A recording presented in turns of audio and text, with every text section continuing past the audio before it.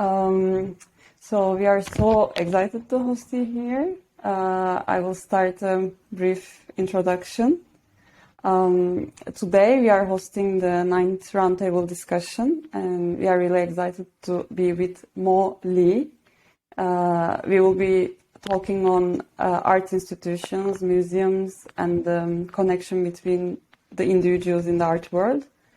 And I will try to briefly introduce her, although it is hard to keep it brief since she accomplished a lot. Starting with her education, she is currently a PhD candidate in Universitat Politecnica de Valencia in communication and cultural industries. Previously, she had done several master's and bachelor programs in different parts of the world in diverse backgrounds, including art, film production, and business studies. She participated in highly institutionalized art events, such as Venice Biennial. Also, earlier her career, she worked as a video editor, communication consultant, and producer. Currently, she is a content creator and part of a very private gallery, which is an atypical art residency, and maybe we will talk about it later. So thank you. Thank you too for accepting, and we can start discussing things and some questions. Yeah. So we have gone through some of your YouTube videos and articles, and it seems like you care a lot about young artists. Is there any personal motivation that you want to teach artists the business side of the art world? Why is it important for artists to understand the art economy? That's the first question. Mm-hmm. Yeah, why I do what I do. Yes, I do believe I have a very strong drive because my parents, before they retired, they were both artists. So I grew up in a starving artist household, and I totally understand the struggle of the creative professionals.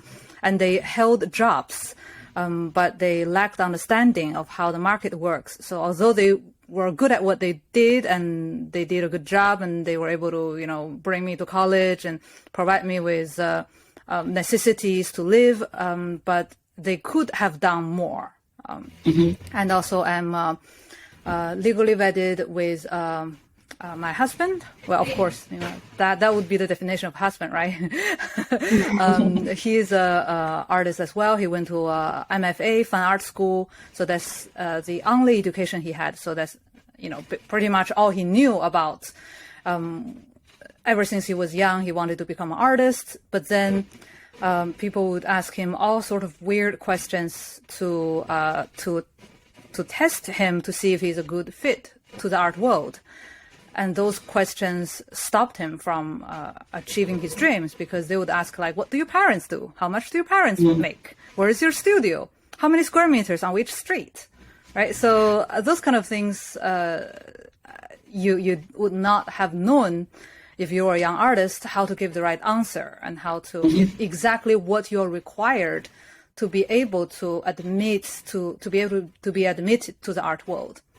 And that's why I wanted to create content, put out videos, articles to help young people understand if this is the route you want to go. There are some, there are some detours, there are some shortcuts, and there are some formalities. Yeah. Very clear. Yeah. Of course, there are some exceptions. Yeah, we talk also a lot about the inclusive side of art and museum world, and especially working class background or middle class background people is hard to penetrate. You mean the lack of inclusive-ness? Yes. Yeah, because why would they include? Why?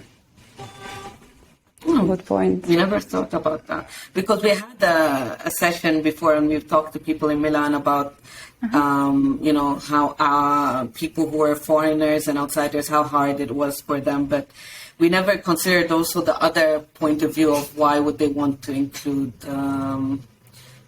people from diverse background, how it was like a closed off world, and they preferred it that way. And so I think it's a very interesting also perspective to think of, the other side and what they're thinking to try to penetrate that world.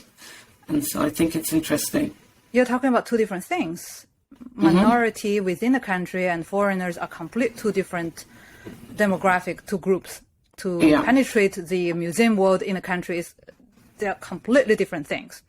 So first off, human rights, right? Fundamental rights. Fundamental right is a format of human right in Europe. So there is an agency under the European Commission, because we're talking about public, so I think it's kind of relevant. So one of my classmates, when I was doing my master's in European studies, which is a legal kind of administration and legal study program, and one of my classmates wanted to work for the FRA, the Fundamental Right Agency, which is the institution that is specialized in protecting the human right of the European citizens. And I was like, oh my God, it's so cool. I want to. We were talking about 12 years ago. I didn't have this project, Very Pirate Gallery, Very Pirate Art. So, I didn't know exactly where I was going. So I was like, this is my best friend. He wanted to work there. Me too. And I checked that I didn't even qualify because I'm not a citizen of the European Union. So why would they let me defend their fundamental rights? Right? It's like, if I want to be I don't know, Spanish politician, why would they want me? Why would they let me? Yeah. Right? So even by law, they would block me because the rule says you can't if you're not a citizen. Right? So we're talking about museums. There's no such a clear rule, unless it is a public job. Public jobs requires citizenship. Right? So even again, to apply into these jobs, you need to be a citizen because exactly. I've So that's tried to go totally. for that. Yeah, exactly. They're totally different things. If you say I'm minority of this country and I want to go to the museum, they're blocking me, right? That's another subject. Yeah. Social class, mobility. Yeah. So there's also important to differentiate between people who are foreigners going into this world, because that's a totally different topic than people who are within, legally they're citizens but are minorities. Could be for any other reasons, but they're still citizens of that country. So it can be like ethnic minorities, class minorities, or religious minorities, exactly, etc. And so those are also different things to consider. Definitely. If you're not born in the U.S. and you say, why can't I become a U.S. president? Yeah, right. Right. So you don't fight against a metal war or comets. It's not practical. But of course, there are things you can change. You can change your nationality, for example. You can obtain a new nationality, double nationality, right? So, that's immigration law. That's political science. That's not exactly in the world of art, but everything is political, right? Nothing is. But do you think that there are differentiations within the art world between those who are foreigners and between those who are born there, or is it more of a subtle differentiation? Or is there things that, other than, I'm saying, for example, like funds and stuff, these are clearly, some are just for people who are citizens, for example, if you're applying for a certain European fund, specific ones. But in general, to enter, for example, in certain spaces, is there that clear also differentiation between people who are foreigners coming in or people who are minorities? Yeah, we're talking about not holding a public job or getting a European fund. We're just talking about entering, let's say, to collaborate, to exhibit, to work with, not work for. There are very heavy biases that they will not tell you because, it's not exactly looking good for them to say this. But that I do coaching sometimes. We receive students to be able to understand, what is happening to them, to be able to understand their needs and their questions. And one of the students, I say student, but, we're not exactly a school, but the person I coach, she told me one thing. She said she went to a design school in New York. And after that, she came out and she was looking for internship opportunities, and she went applying for the Gagosian's museum gallery. So she went and they sit her in the interview, and the first question they ask is, how much do your parents make? And the second question is, what charity do you belong? And then she said, what charity? I am a charity. She was hilarious. Yeah, but from the moment she knew it was not made for her. We're talking about something that is not necessarily governmental, but very elitist. When you go towards the gallery, museum, elitist world, it's always like that. It's highly institutionalized, even though if they are not necessarily public institutions. They want to select certain kind of profile to work with. And the door knocking, I don't know if you have this expression, right? So the brick you use to break through the door, that's how we say it in China. Like you need to break through the door to get into it. So you pick up a brick and you throw it at the door to break it off. So this particular thing usually is education. You go to an art school, then you get an internship interview. Otherwise, if you're walking around from the street, you say, I want to interview, they'll be like, what? So you usually need to have some sort of education that is accepted by their management, by their board of directors. And then, of course, experience, referrals, connections, and whatnot. And to enter this world, you need to have some sort of leverage. Thank you for demystifying the situation for everyone. Very clear. And why would they want you, right? What value do you bring? Yeah. Those are important things to consider. And do something funky. No, I think we're also, like, for me, because we had this discussion one time, whenever we looked at the idea of, let's say, think tanks, they always seemed like these closed off spaces that were political think tanks coming from institutions high up. And we have this consideration that, if we want to create a discourse and a discussion and a space for people to talk, maybe we can try to even usurp the idea of what a think tank is. And so we can try to, from the word, create something that is not your basic idea of what a think tank is, but then have it called as a think tank, because this is more of our basic interpretation of it. But then we understood oh no, but most think tanks are things that are more institutional, come from above, have policies, create all of these things. But to create discussions and have conversations, we felt like a lot of the discourses do come from a higher up position, up, down, people, these think tanks come and create policies. It's usually from people who have PhDs, researchers. And so we said, why don't we flip it and just talk to, general people that are interesting, and then have that be the source of the think tank, instead of it being, from up, down, it being from, a grassroots level up. I don't know if it makes sense. How grassroots?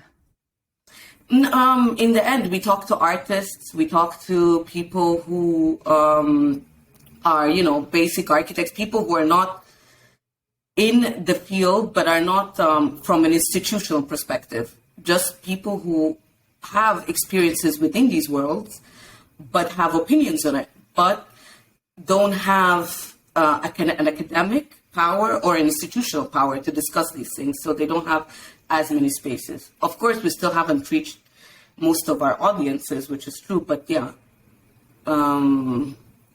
It's not as grassroots as we'd want it to be, but still.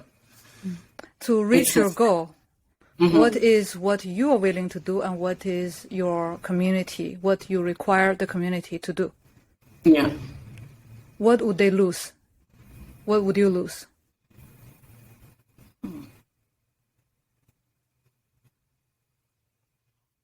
art community? Yeah. For example, to reach more people, you would make videos like the one we are making now. Yeah. Right? You'd spend time.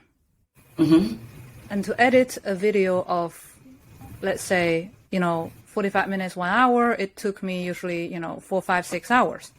You spend time. If you don't even edit your videos and you don't spend time making it better, then you will not reach those people. So what it costs to you is likely time. Yes. Right? Time means opportunity cost. That means you can't take a day job in another place. True. Right? Then what is the cost to your community? What would they pay to be a part of this movement? Would they be arrested? Would they pay money? Would they pay time? And if they pay nothing, it doesn't work. It's just like religion. If you say, I created a religion, you do nothing. Sorry, it doesn't grow. So the best religion is if you tell a woman to cut the genitalia, tell the baby boys cut the foreskin, tell the woman to not show the hair, tell the man not to drink and smoke. Okay, the more you impose, the more they lose, the stronger the community is. I haven't thought about it in that It's sense. not my theory. I read it somewhere. Yeah. I have no I haven't religion thought- and I have no experience of religion. So for me, they all look very foreign. No, but yeah, the idea of to create a community, what price they need to pay to be a part of it is something. Yeah, and you, It's a what thought is that didn't what have- is yeah. your price as well? Yeah. Well, it's That's something to we need to go consider. back to the root of our need of having think tank, because it's we want You don't- to talk yeah, you- about the Middle East and African museum and architecture representation in the European events. Like it starts with a very personal need of discussion. Then But what we is start thinking- what you want to achieve? Yeah. Actually, at the very beginning, we were like really interested in policy making, not in a practical way, but we were like so curious about that, how those trustees, board members, those who are people who are in charge of like power in the museum operation, architectural decisions, content, exhibition, collection, who decide what, like that kind of curiosity and like revealing this mystery. That's how we both study this in our thesis. Yeah. Once we started, we understand that we are not even close to reach to policy making or talking to policymakers. We said, okay, let's talk other parties, like let's move the other side of the museum. I wouldn't say victims, but like who are the Outsiders. outsiders. Exactly. Who controls the narrative, and what is a narrative that, if we want to create a new narrative, what is the narrative we want to create? Because then if we want to create only our narrative, then aren't we doing the same thing that is done by just having people, institutions? But how to create a new narrative and understand what the narrative is through different people, because we understood that to have something, to create something new, our space is very limited. Our understanding of the world, of all these problems, is limited. Yes. The best way to have a better understanding is to discuss with people and to learn from different experiences, to try and create a new narrative. And if through the way we do end up not creating a new narrative, at least there is a new discourse that has been created to have these discussions, for disseminated to other people. And so it's between, dissemination of knowledge and creation of new narratives through people who are affected by these narratives, in a sense. I like your reflection when you say, wait a second, two-legged are enemies and four-legged are friends. Wait, what are we? I like this self-reflection. It's very it's very good because most people, they think they are so sure about their right and they don't even reflect. So it's like when you create a new narrative, are we becoming the new status quo? Right? Yeah, it's a, it's a really good question. Yes. Yeah. But it's not something you should burden yourself with at this moment. Neither do I, neither do everybody I know, let's just, revolution and then think about it later, right? And so let's go back to, you were saying also the market and all of these things. And so it brings us back to a question we wanted to ask. And I think it is kind of related because we were thinking, because I don't have as much experience also as Ezra. And we wanted to talk, I wanted to ask about also like the price of art. Is it as something that is, hard to quantify? What are your thoughts, for example, also on, copyright versus, copyleft? Because Ezra, for example, as an artist, is a strong believer of copyleft. And so I'm not as much experienced on that.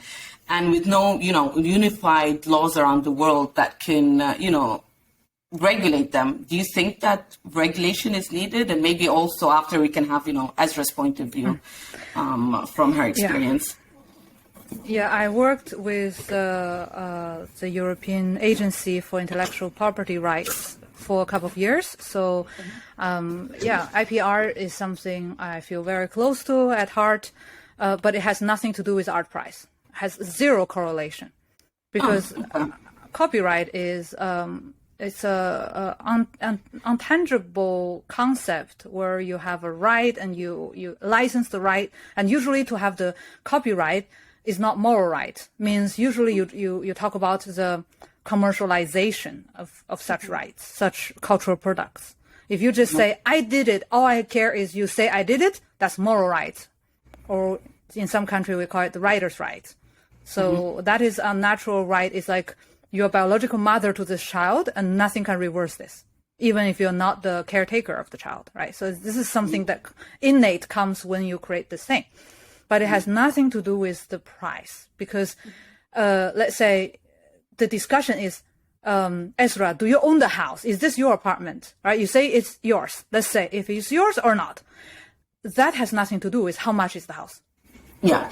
Right. So it's two different discussions. But the art price has a lot to do.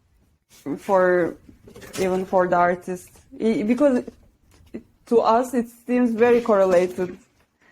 Also, it's the uniqueness of the art, how it affects the price of the artwork. I don't know. I think it's a general confusion around the copyright has and the market has nothing value. to do. Yeah, it's a right. It's an ownership. It has nothing to do. Like you have a bicycle. You say it's yours. Your neighbor said it's his. So who has the bicycle? Who has the right to the bicycle, right? And then finally, maybe the bicycle is a rental bike, right? So you both licensed and you got confused and you think it's yours and he thinks it's his, but then finally it belongs to, who knows, Uber, right? So yeah, it has very little to do with how much you should sell it for because how much is the art price? There are really different markets. There's the market, the free market. Right, then there is the mysterious market of speculation and art wash, tax evasion. So, if as individual artists, likely the ones who are watching this video, all they care is can I protect my art and sell it as high as possible, and this has a lot to do with where you are in the world. If in China you say, hey, you artist, you draw me this. I pay you $200. And after I own the complete right, he only has the writer's right or painter's right to say, I did it. That's it. You did it. I acknowledge. Shut up. Finished. I do what the heck I want with this because I paid for it. But in some countries, likely in some parts of Europe, again, there's no law to say one size fit all. But let's say in many, like even in California, when you every time resell the work, the original painter had a 5% cut because that he is the original creator of the work. And in European countries, likely I didn't investigate, there are so many member states of the European Union, but likely when you bespoke a piece, you create a piece according to some rules and like a client's order, you still have the actual right, let's say copyrights, and the client has the right to use and to take care of the physical thing.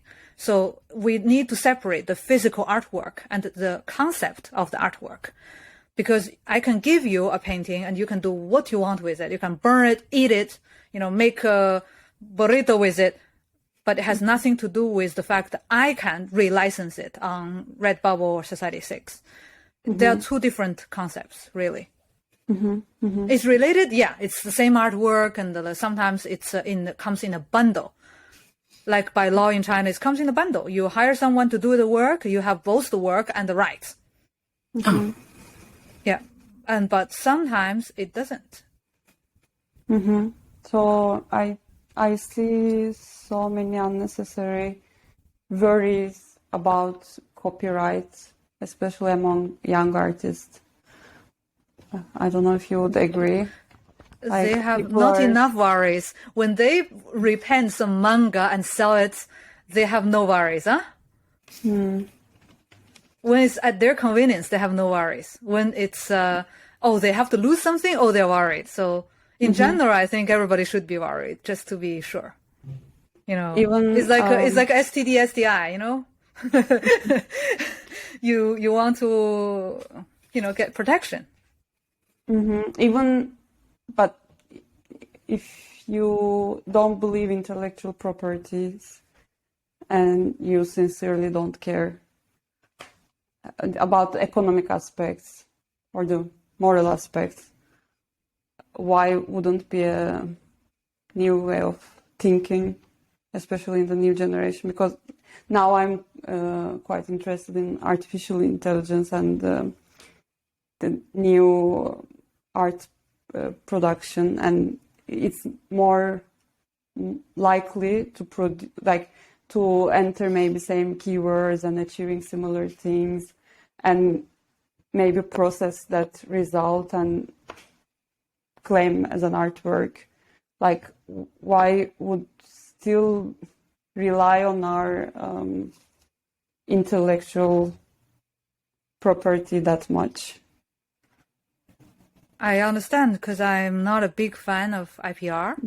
I mean, I work with it, I know it, I feel very connected to it, but do I care if people infringe mine?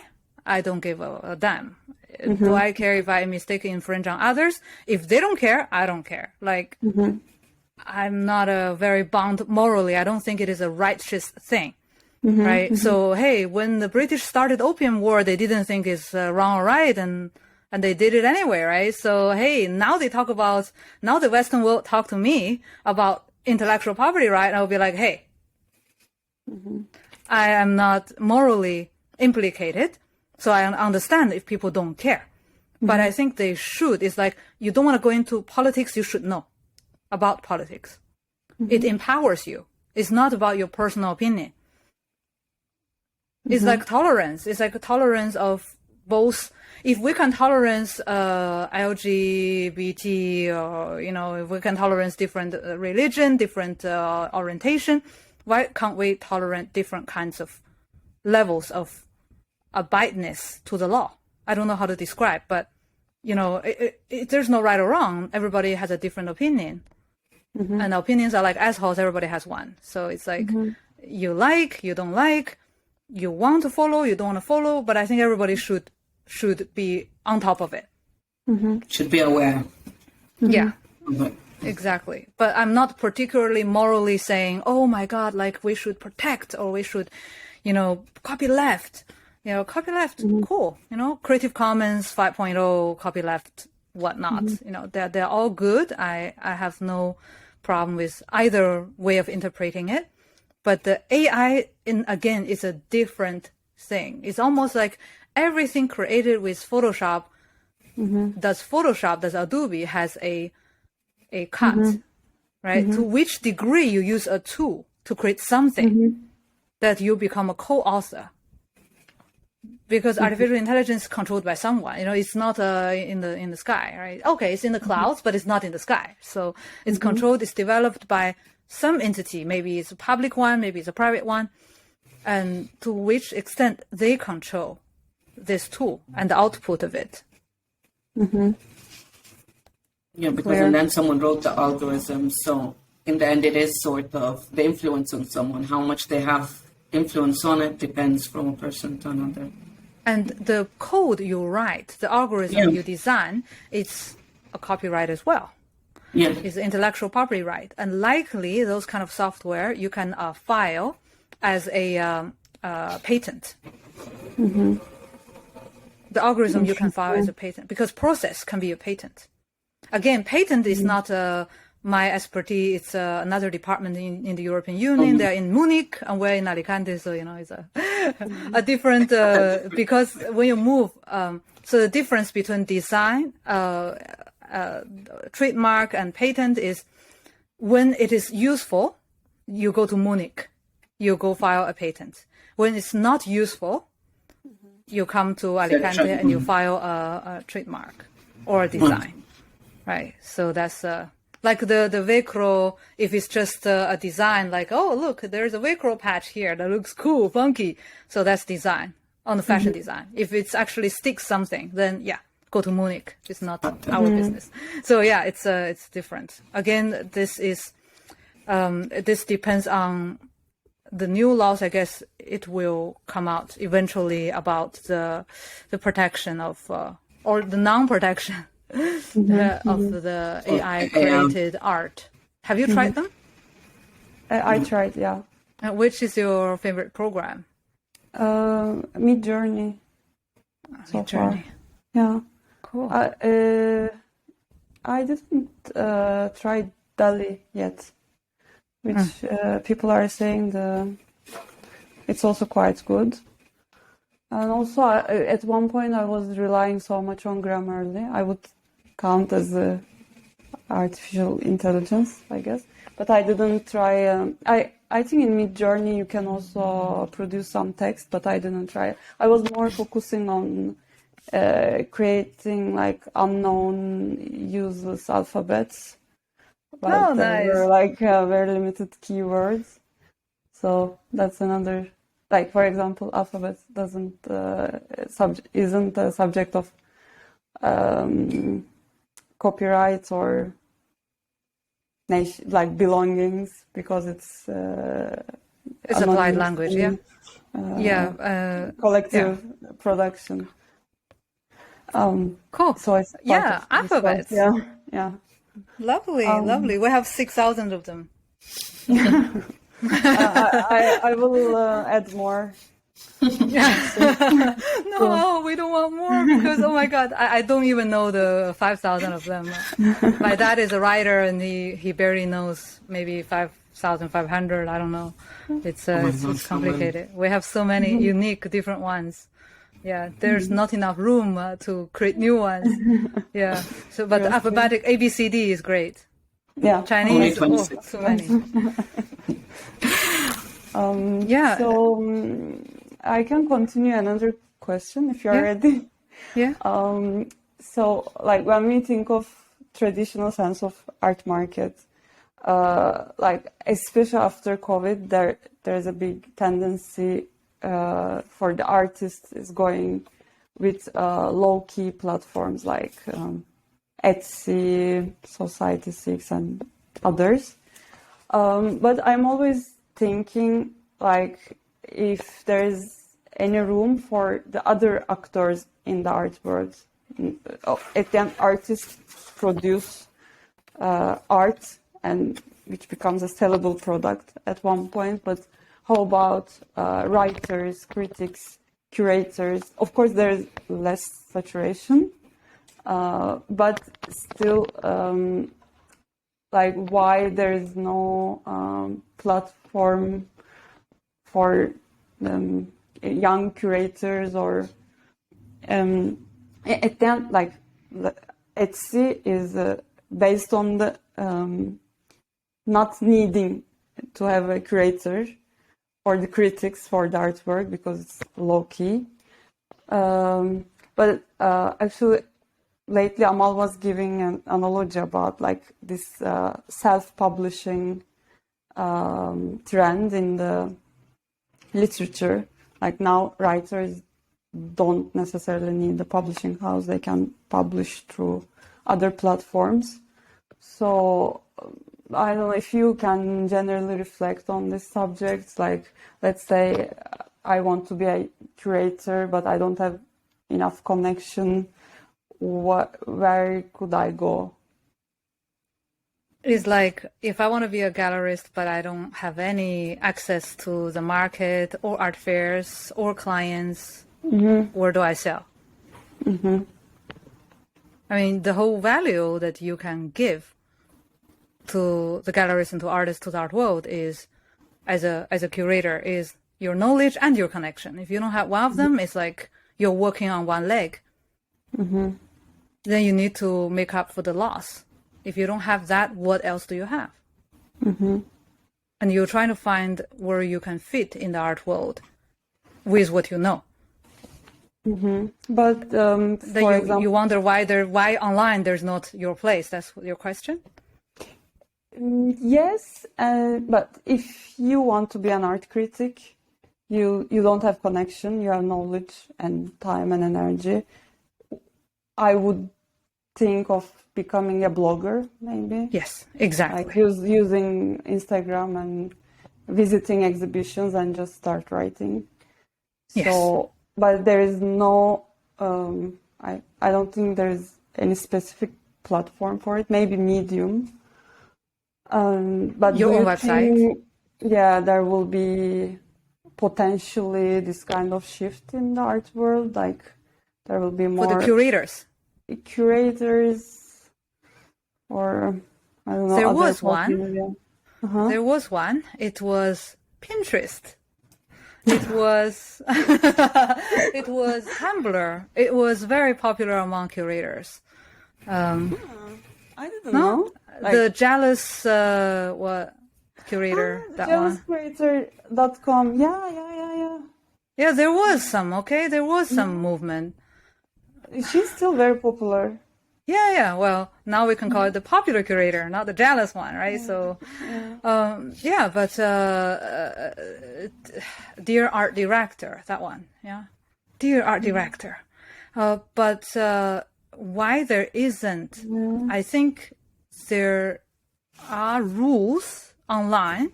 There are like Art Finder. They have their curators. They have a team of curators. That gives advice to collectors, so they are more like art consultants, and they give a kind of curated newsletters to the collectors and whatnot. So I'm sure there are rules, jobs to be done in the online world, but what is the value that you give, to who you give this value, for what you ask? Is that fair? Do you bring more? So a common theme that is coming is it's very important to kind of pinpoint, like to have a very good understanding of what added value that you have. So you need to consider what could you provide that is not provided, for example, by like if people need to watch you, if you want to give something, you always need to consider the value that you give versus what you don't have on the other end. So it's a very important thing to consider. Like Yes. I feel it's a common, so it's something that you really need to understand when you're approaching something. What added value am I giving for me to have a space in whatever I'm doing? Would it be art? Would it be curatorship? Would it be whatever? Even writing. I need to try to understand the value that I'm giving, so that I could be, in this space or online or whatever. Yes, and the value, you can go either wider, like one-stop shop for ABCDFG, or create your own letters, or it could be I do the A the best, you do B the best. Nobody knows A better than me, and nobody knows B better than you. So either way, you go wide or you go niche. Oh, I tend to go wide because this is how I think I have many interests. I want to know about the law, the politics. I want to know about art history and things. So it's like, personally, I feel more comfortable if I can cover, let's say, A to Z. But some people are more niche and they just want their own thing and that's it. They don't need to go further. They don't want to go further because for them, this is a distraction. Like most of the top scientists, top researchers, they are very niche and it's nothing wrong. It's just what you like. As long as what you do, what you like to do fits someone else's need.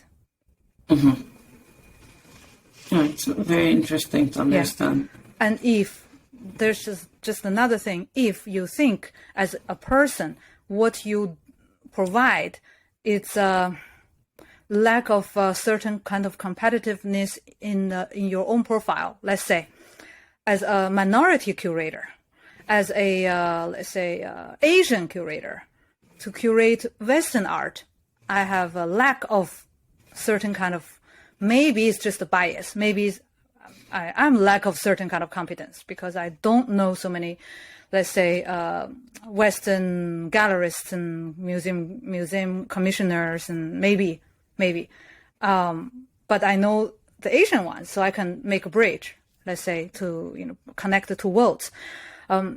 Then what you can really dig is how you can compensate this disability, this bias.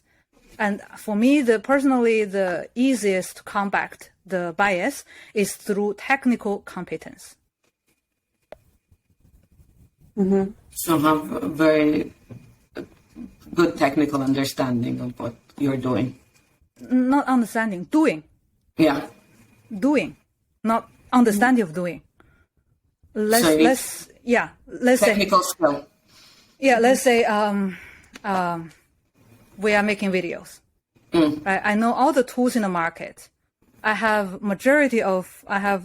40, 50 microphones sitting in my shelf, different lights and things to give me a better competitive edge. Maybe I don't have the best accent or articulation, but I have a good mic to compensate. To find what you can do, not what you know, because what you know is the thing that people think you are bad at. They think, oh, you're not European. You talk about European art. I assume you don't know, because that's what they bias you against. You cannot what they bias you against to go against. Yeah.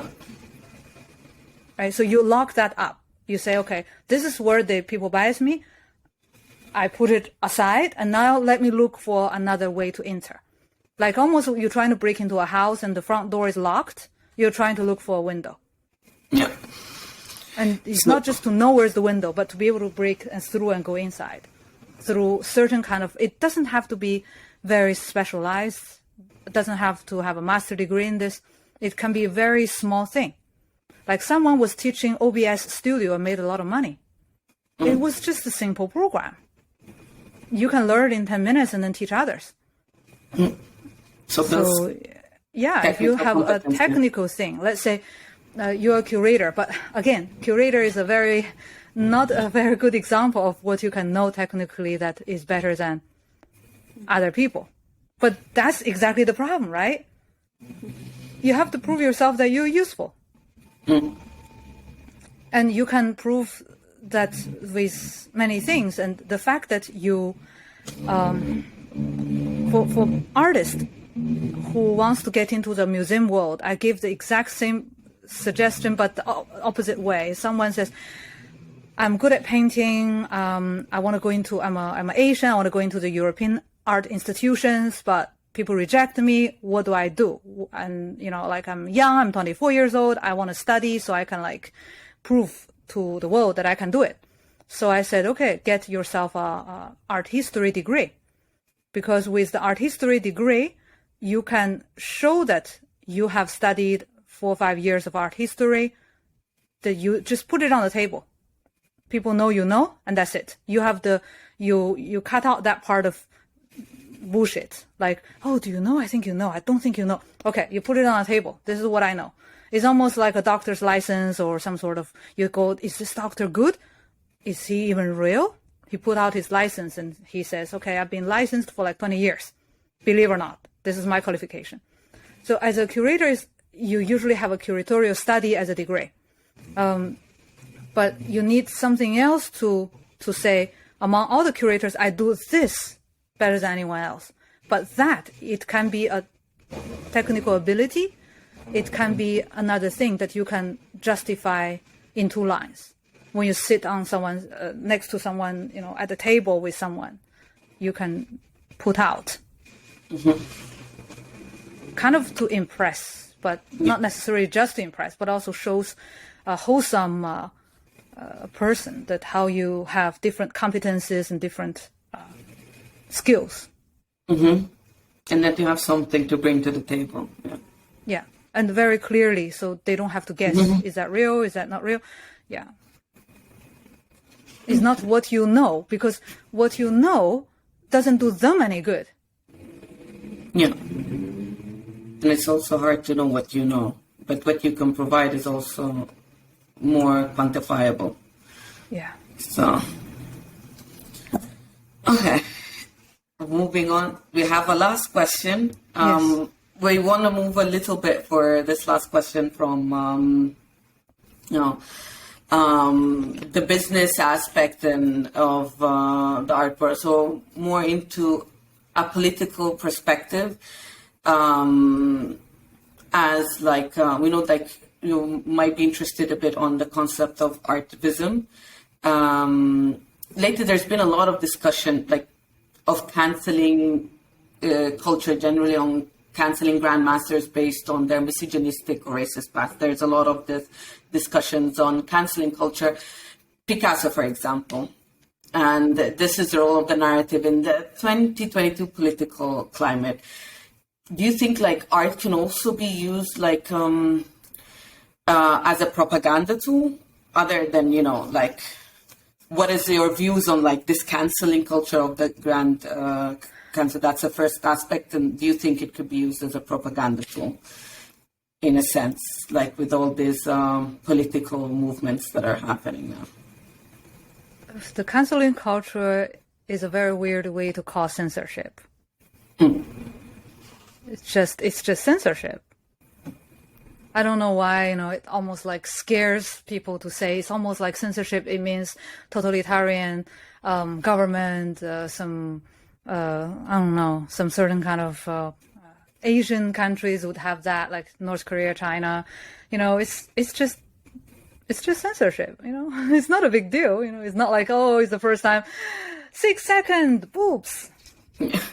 But is it because people think censorship usually has to come, from a governmental entity, institution, something higher up? And so when it's done more by, individuals, it's not seen as censorship. It's just seen as cancel culture. Because, there's another, it's the same coin. Yes, it's the other side, but it has a nicer tone to it. Because if we can force people or push people to cancel, then the government isn't doing it, like institutions aren't doing it. So it's nicer in a sense, no? Yes, it does sound a lot nicer and sounds more civilized. I don't know why it's such a big deal, like Harry Potter and, all that. I really don't get why it's such a big deal, because the society is ruled by law. So make it illegal. You know what I mean? Like, make it illegal. Why it's such a, like, since when we are so fragile, like babies? Even someone says something that is such a big deal that the whole person needs to be canceled. And it's, I don't know. It's like, have you eaten an apple that is a little bit bad? Do you throw the whole apple or do you cut the part? You cut the part usually. Yeah. And eat the rest of it. Yeah. So it's, I don't think it's such a, it's such a big deal, but everything gets highly pressurized with tension in a world of turbulence, and this is a bit of what we're going through right now. It's I think it's a way to get people's attention away from something that actually matters. You know, the fact that every single day in front of us is going to be worse than the day we have lived, and it's hard to digest for some people, especially young people, because they haven't lived a good life, and they will be in a state of constant panic and anxiety. So let's talk about something else, like canceling culture. I don't know. I think everything is political, and art has always been. Since when it is not a part of propaganda? I also grew up in a country. For 24 years of my life, I haven't left a country that was highly political, and art is highly political. But I'm not so bothered, because I just admit the fact it is. And that's it. And you can use it. You can use it smartly as an artist to benefit from it. Like Ai Weiwei. Yep. Yeah, to benefit, not like to benefit in a bad way. You know? It's almost like stock market. If this stock grows or drops, either way, someone can benefit. Because you buy low, you sell high. Yep. So it's just how you could, as an individual, within your moral allowance, within your personal consciousness, how you can benefit from. There's always also this discussion that for me is interesting, and I don't know if it's generally applicable, because there's this also discussion of, can you separate the art from the artist? Like in this discussion of canceling, it's like, oh, can you separate the art from the artist? But there's also the question of, is it important in the case, like if you have an artwork, if it's something that is considered an important or interesting piece of work, be it be literature, should there be an importance of separating the art from the artist in general, even if it's a problem? There's also that discussion that is going on, which for me also seems a bit like, I kind of agree with you in a sense that there's a book called The Shock Doctrine, but it talks about political aspects, and it says like, whenever there is something that is causing problems, there's always the element of creating shock on other aspects to take away attention. And so I feel like it is true that it, canceling culture and focusing on these things could be a bit problematic. But also on another aspect, even if you do think it's problematic, is it also important when that work is not affected by the artist on another end? I don't know if I'm making sense. Yeah, by law, everything is more clear. Like in China, my PhD thesis is on censorship and media law. So you guys call it, oh my God, censorship. We guys call it media law. So it's very clear rules and laws you just have to follow. And around 6 people are responsible. We call it the core crew for each film. So if this film did something wrong, the people are responsible. If these people in this core team broke any law and have a penalty on them, their films will be cancelled. So there is a bond, but it's not after. It's before. Means before you create the film, you know exactly. It's not like after there's no rule and law, after they go, oh, you've been cancelled. No, on what ground, right? Which article of which law says I'm cancelled? And in China, it's very clear. Strict, yes. Sometimes it's too strict and you think there's nonsense, right? But it's clear. So do you agree or do you not agree? But before you do it, everybody applies the same rule and law. And if you don't follow it, you're cancelled. I disagree with putting censorship and cancelling in the same level, because demand for cancelling comes from systematically oppressed communities mostly. Like, oh, let's mention that this guy's misogynist action in the past is coming from like feminist oppressed communities, which doesn't have power to censor someone. Like censorship is decided and has power to like canceling is not applicable. That's the point. Like you cannot really cancel. How we can cancel Picasso? It's like so disproportionately. The power is so disproportionate. So if we discuss in the same way, I feel like it's very liberal perspective. I don't know if I'm clear. Yes. Or like someone's racist comment should be reminded. And when I say that, oh, you are trying to cancel. No, I don't have that much power to cancel that one. We are saying something meaningful, only like thousands of tweets just to take a small action. Canceling culture is definitely different. I put it together because I feel that eventually it's going to be regulated in a way, like Janet Jackson's boob regulated. It becomes a law of delaying 6 seconds to avoid any new embarrassment in a similar way, Super Bowl incidents. So I just think that policymakers will eventually catch up with the canceling culture and make new rules and laws. But also I think canceling culture is a very inefficient way to regulate. Because based on sensitivities and based on the mostly social media right now, so not everyone has equal access and voice in social media.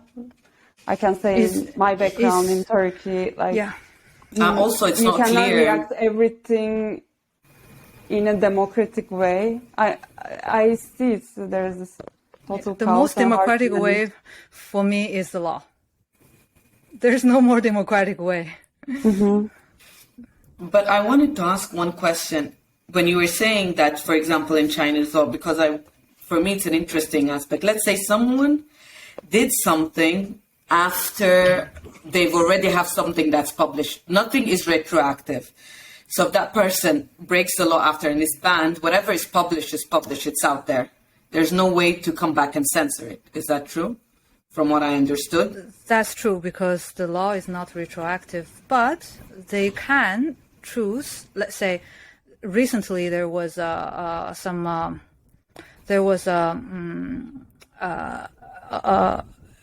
is that Mr. Wu? That's his name. I'm not big into singing star, but like he's an actor, singer, and he molested a woman. So it's like a Me Too, kind of Me Too movement.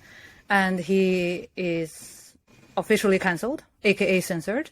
It's true that whatever songs or movies he had already published is not taken off the, whatever shelf it is on. But likely if you have a new opportunity to show one of his films, it will not be there. So then you will not recook something he had made and put it out there. So it's like from this timeline onward in this parallel universe, he doesn't exist anymore. Okay. But the past is the past. That's correct. We will not dig his grandfather's coffin out. That's yeah. So it's not retroactive. Yeah. Yeah.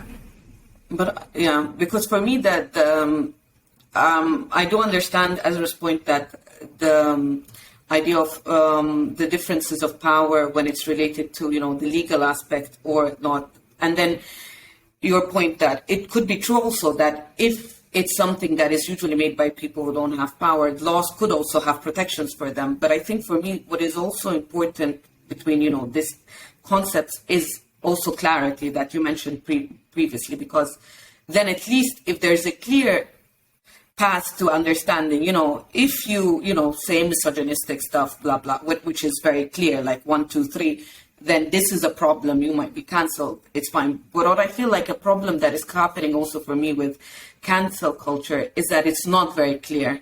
That one day someone might say something that is not related to anything else and you could be cancelled. It might not even be problematic. It could be problematic to a small niche. and it's a problem. Like what is happening a lot with these days with, for example, cultural appropriation, where someone would come and say, "Oh, this person is culturally appropriating this culture," and people have claims to cancel this person, and then that person is from that culture. For example, there was a Korean designer that people were saying, "Oh, we shouldn't," and so the lack of clarity also creates a lot of problems, because how am I to know what I should do or not do to be cancelled? And so that's the good thing about regulating it. Like the only good, like one of the things I think was, having clarity is what's interesting with having laws. It's a very vague topic, but when also it depends on the context, because in the Middle East, the reflection through canceling intents are mostly very useful. So, because the justice system is already very corrupted. So,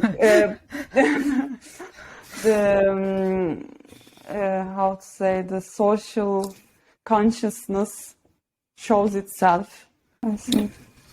I think then it depends on context. I think it's very understanding to understand that in some, like as we're saying, some contexts it could be where the rule of law is a little bit harder to have like this social influence that could help. And then in other cases, it's just easier because it's more clear to have it like, more regulated, because then it's just easier for people to understand their limitation on what they need to do or not to do, instead of, a public mob trying to, crucify someone. So I do think it's interesting to see it from different perspectives. Okay. Yeah, but we don't need to be worried about being crucified because we are nobodies. So if we get cancelled, that would be the biggest attention that we'll ever receive. So that's totally fine. Good way to look at it. Until we reach a point, you can just do whatever. No one's going to cancel you. You're not that big enough yet.